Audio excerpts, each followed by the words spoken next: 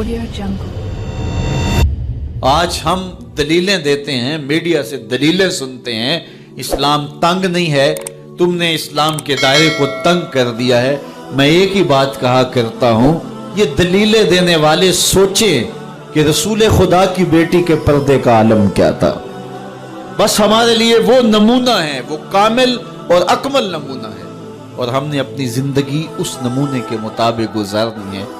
سیدہ پاک سلام اللہ علیہا کو اس بات کی فکر رہتی تھی کہ ساری زندگی تو میں نے اپنے پردے کی حفاظت کی، مرنے کے بعد جب پٹڑے کے اوپر ڈال کر کے لے جایا جاتا ہے لاش کو، تو اس وقت جسم جھلکتا ہے، چھلکتا ہے، تو بے پردگی ہوتی ہے۔ تو زندگی میں تو انسان اپنے پردے کی حفاظت کر لیتا ہے، لیکن جب جنازہ اٹھتا ہے تو اس وقت عورت کے جسم کی ڈیل ڈول ظاہر ہو جاتی ہے، اگرچہ اس کے اوپر پردہ پڑا ہوتا ہے۔ اور یہ سخت فکر مند تھی اور بات بھی کرتی تھی۔ حضرت اسماء بنت امیس رضی اللہ تعالی عنہا سیدہ پاک کے پاس بیٹھی تھی، اور یہ وہ خاتون ہیں جنہوں نے حبشہ کی جانب ہجرت کی تھی۔ جب مسلمانوں پر حالات تنگ ہو گئے تو 2 مرتبہ حبشہ کی جانب ہجرت ہوئی ہے، اور تیسری ہجرت جو ہے وہ مدینہ المنورہ کی جانب ہوئی۔ تو حبشہ کی جانب انہوں نے ہجرت کی اور وہاں کچھ وقت گزارا تھا، تو انہوں نے کہا کہ میں نے وہاں ایک منظر دیکھا ہے کہ 4 پائی کے چاروں پائے جو ہیں ان کے ساتھ شاخیں باندھی جاتی ہیں، اور شاخیں باندھ کر ان کو پھر آپس میں جوڑ دیا جاتا ہے، اور اس کے اوپر کپڑا ڈال دیا جاتا ہے، وہ ایک ڈولی بن جاتی ہے، اور اس میں عورت کا جنازہ ہوتا ہے۔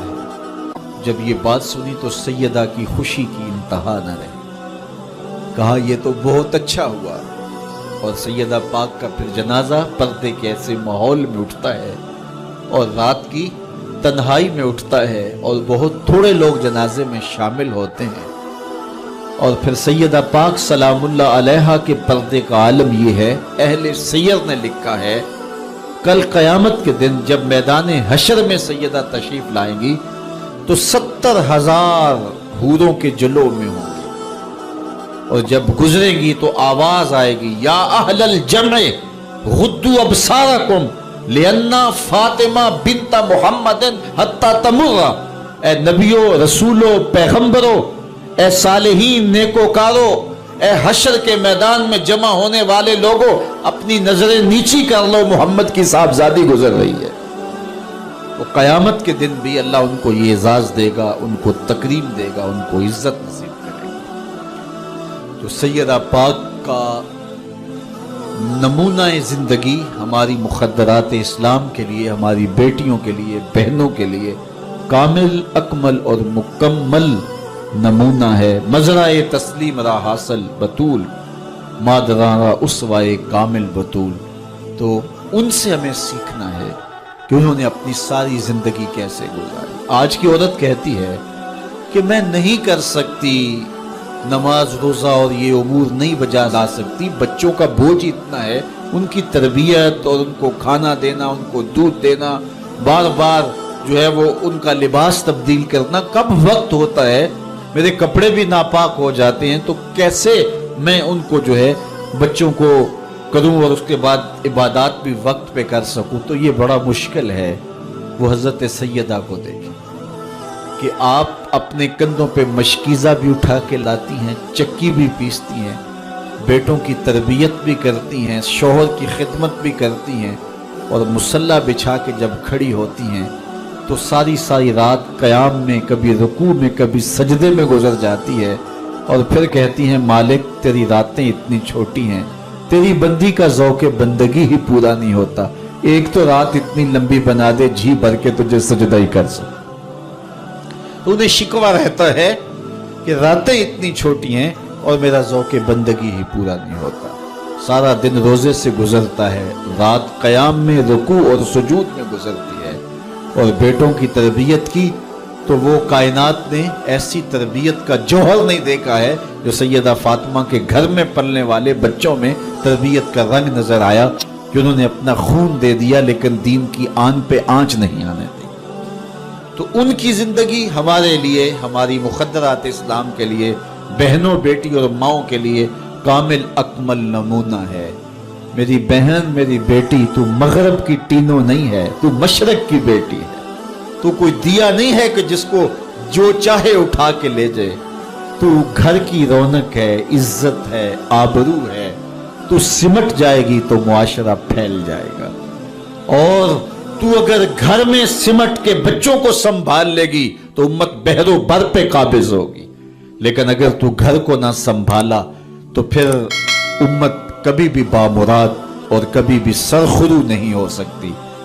اگر پندے سے درویش پذیری، ہزار امت بمیرت تو نہ میری، بطول باش و پنہا شو ازیں حسن کہ در آغوش شبیر بگیری۔ اقبال کہتا ہے کہ اے امت مسلمہ میری ایک بات مان لے، ہزار امت مر جائے گی، امت مسلمہ تجھے موت نہیں آ سکتی۔ اور وہ کیا ہے؟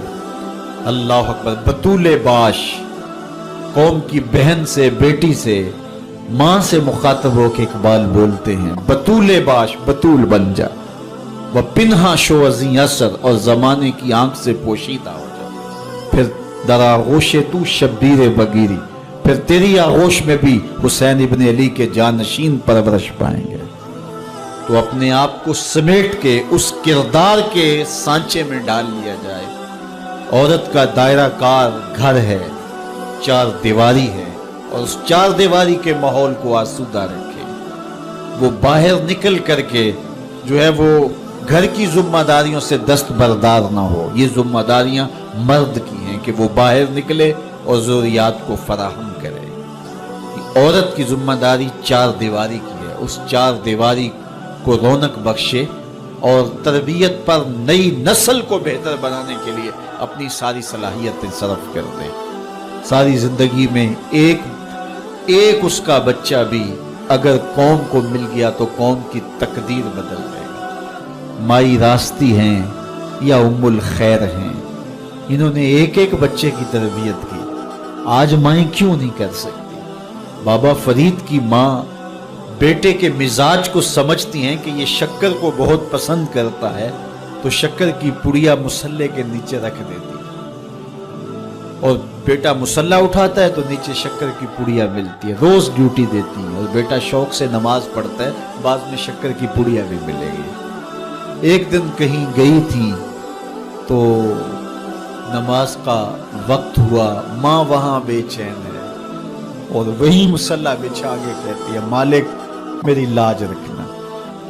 آج بیٹا مسلح اٹھائے اور اس کو شکر کی پڑیا نہیں ملے گی تو راز کھل جائے گا، تو بیٹا کہیں بدظن نہ ہو جائے۔ اس کا گمان یہ ہے کہ مالک اپنی کرم نوازیوں سے یہ پوری مجھے ڈائریکٹ دیتا ہے، درمیان میں کوئی نہیں ہے۔ اللہ اکبر۔ خیر، ماں واپس پلٹی اور سب سے پہلے تجسس بھری نگاہ سے بیٹے کو دیکھ رہی تھی کہ بیٹا کوئی شکایت تو نہیں کرتا، لیکن فرید بیٹے کے لب پہ کوئی شکایت نہیں تھی۔ خیر، ماں نے پوچھ لیا بیٹا نماز پڑھی تھی؟ کہا اماں نماز پڑھی تھی، لیکن آج جو شکر ملی ہے اس کا چس ہی کوئی اور تھا، اس کا ذائقہ ہی کوئی اور تھا۔ تو آنکھوں سے چھم چھم آنسو برسنے لگے، مالک تو نے میری لاج رکھ لی۔ تو پھر بتایا کہ بیٹے میں تو یوں ہی پڑیا رکھتی تھی، آج مالک نے جو ہے وہ میری لاج رکھی ہے اور تیرے مسلح کے نیچے پڑیا رکھ دی، پھر فرید بنا نا۔ تو پیچھے ماں کھڑی نظر آتی ہے، حضرت غوث اعظم رضی اللہ تعالی عنہ۔ اگر غوث اعظم ہے تو ان کے جبے میں 40 دینار ماں سی رہی تھی نا، اور ساتھ نصیحت کر رہی تھی کہ بیٹا جو بھی ہو جھوٹ نہیں بولنا۔ پھر ڈاکوؤں کو بتا رہے ہیں کہ 40 درہم تو میرے پاس بھی ہے۔ تو ڈاکو کہتے ہیں عجیب کہانی ہے، بھلا کو ڈاکو کو بھی پیسے بتایا کرتا ہے۔ کہا میری ماں نے کہا تھا جھوٹ نہیں بولنا، جو بھی ہو جائے لیکن جھوٹ نہیں بولوں گا۔ اب ڈاکو شرمندہ ہو کے بولتے ہیں یہ ماں سے جھوٹ نہیں بولتا، ہم رب کا حکم نہیں مانتے۔ اور یہ پہلے لوگ تھے جو حضرت غوث اعظم کے ہاتھ پہ جو ہے وہ توبہ کرنے والے تھے۔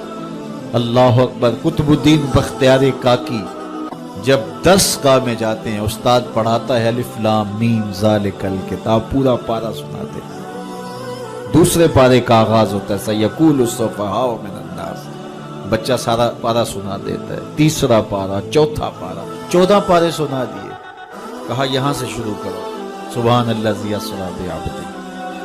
تو کہا بیٹا جس درس گاہ میں 14 پارے پڑے تھے وہیں بقیہ قرآن بھی حفظ کر لیا ہوتا. کہا استاد جی میں کسی درس گاہ میں نہیں گیا, میری ماں 14 پاروں کی حافظہ تھی اور صبح جب اٹھتی تھی تو قرآن بھی پڑھنے لگتی اور کام کاج بھی کرتی, تو بچپن سے ہی سن سن کے ماں کی آغوش سے یہ 14 پارے یاد ہو گئے. تو مائیں اگر ایسی ہوں تو بیٹے ایسے ہوتے ہیں. اس لیے ماں کے کردار کو روشن کرنا ہوگا, ماں کے کردار کو بہتر کرنا ہوگا, اور ماؤں کے لیے ایک کامل اکمل نمونہ سیدہ پاک سلام اللہ علیہا کا نمونہ زندگی ہے, اور ان کی زندگی کے ایک ایک پہلو سے روشنی لے کر کے, اجالا لے کر کے مخدرات اسلام کی زندگیوں میں چراغاں کیا جا سکتا ہے, اور ان کی زندگی سے ایک اچھی نسل تیار ہو سکتی ہے. کسی نے کہا تھا مجھے اچھی مائیں دے دو میں تمہیں اچھی نسل دوں گا, تو سیدہ پاک کا اسوہ ہمارے لیے یقیناً کامل اور اکمل نمونہ ہے. اللہ تعالیٰ ان کے نقوش پاک کی برکتیں اور ان کے وجود سے وابستہ رحمتیں ہماری ماؤں بہنوں اور بیٹیوں کو نصیب فرمائے. اور آج کی اس مجلس میں ہم ان کی وساطت سے اللہ کی بارگاہ میں دعا کرتے ہیں, اے اللہ حیا سوز ماحول سے اس امت کو نجات عطا کر دے, اور اس امت کو پھر عظمت پارینہ اور رفتہ عطا کر دے, اور قوم کی بیٹیوں کو اسوہ بطول پہ گامزن